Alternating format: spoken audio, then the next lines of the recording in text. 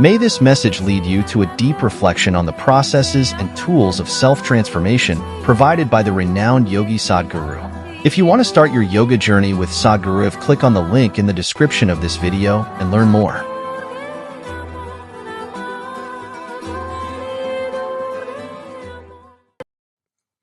For yourself, every human being, for themselves, they want the highest level of pleasantness, so the intent is already there.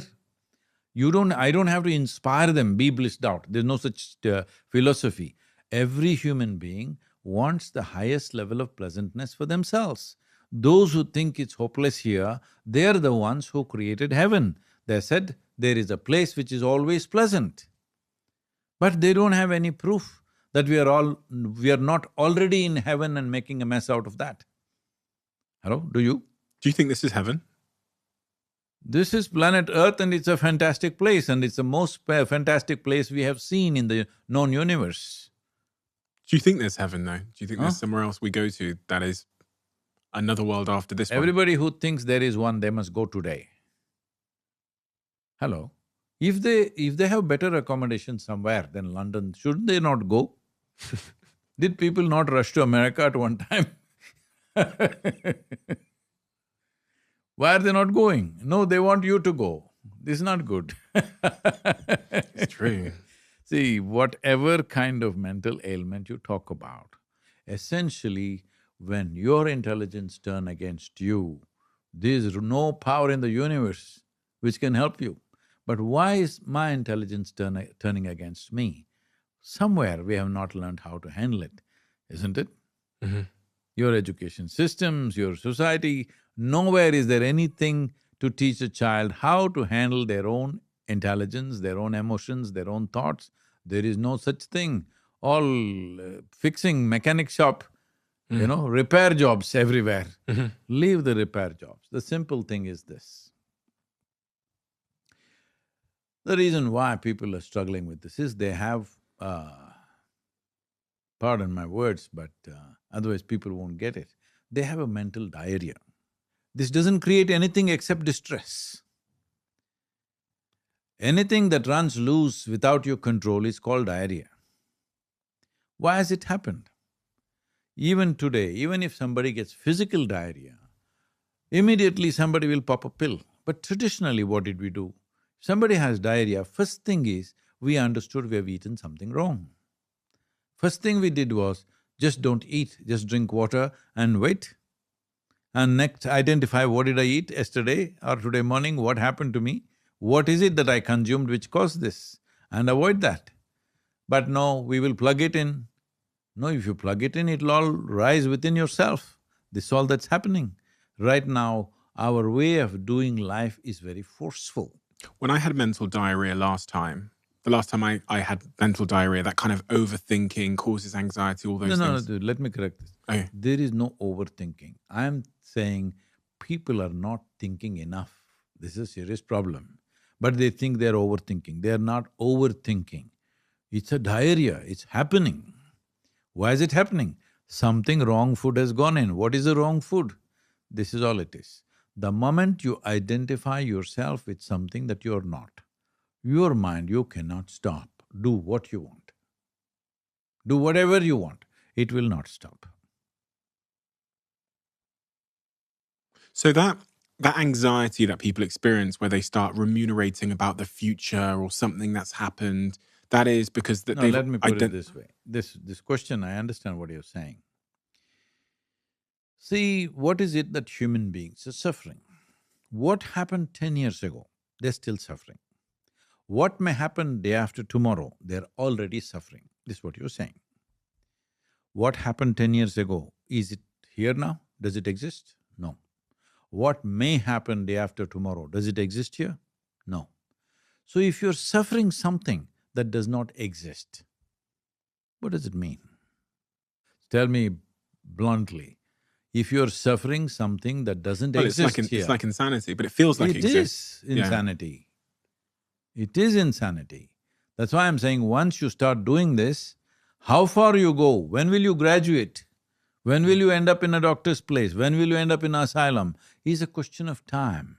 But now World bodies are predicting it's going to happen large scale very soon. Let me give you an example. So someone has a sick child, or they just lost their job, and they're thinking over and over again about, oh my God, my child's going to die. I'm going to lose my job, and then I can't feed myself. I'm going to lose my house. Then I'm going to be on the street.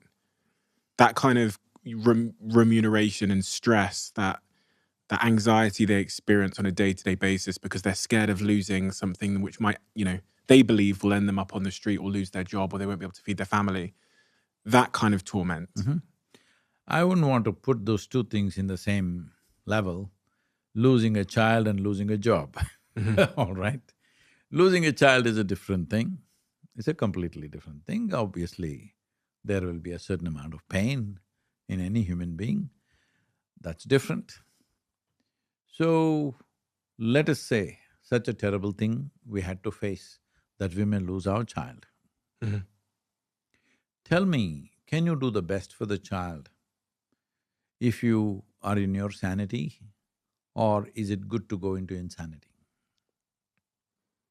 I feel like it takes a tremendous discipline. Now, what it takes we'll see later, but I'm just asking a fundamental question. Okay, it makes more sense not to go into insanity. Yes, sanity will make a difference. Maybe we can save the child, maybe we cannot, because all aspects of life we don't determine. Our experience we can determine. See, what happens in the world around you, even if you're just two people in the family, never will it happen 100% your way. If you try, nobody will be around you.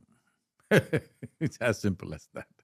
I've read your story, so I know that there's moments in your life where you've lost people that you loved. Lot of people, not one or two, because my family is so large, almost every other day I am burying somebody who's very dear to me. Which one of those moments impacted you the most, and did any of them drive you into the insanity that we're talking about? No, I don't let anything drive me into insanity. This is a brief amount of time that you have as life. Here we create many things. You're creating businesses, I have large movements where millions of people are involved, there are relationships. You cannot take these things lightly because other lives are involved.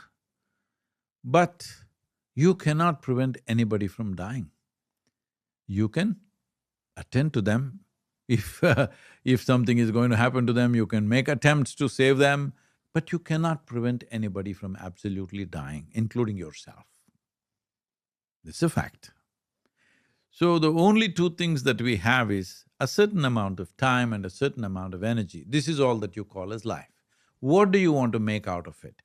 You want to make a mess out of it, see, the thing is, first of all, they're living an emotionally constipated life. They only loved their child. I saw everybody as mine. Everything that happened hurts. But that's part of it. If you walk in a forest, there are thorns in your feet, but this doesn't mean you don't enjoy the forest, all right? Do you have moments of sadness? See, you're asking a very question which is hard for me to say because I have done this to myself, that nothing happens within me the way I don't want it. If that was your situation, nothing happens within you unconsciously. Everything that happens the way you want, within yourself. What is the experience that you want to have right now is always determined by you. What would be your choice? Grief and misery, is it? No. See, you are the only creature who can decide your way of being, no matter what is the surrounding. Every other creature is an instinctive reaction to what's happening around them because they are only fired by their survival instinct. They don't have any other aspiration. Once their stomach is full, their life is settled. For a human being, stomach empty is only one problem. Stomach full, 100 problems, because life doesn't settle with survival. You want to be something else all the time. The problem is you're a being. You're supposed to know how to be. How far away have human beings gone from the definition or that aspiration?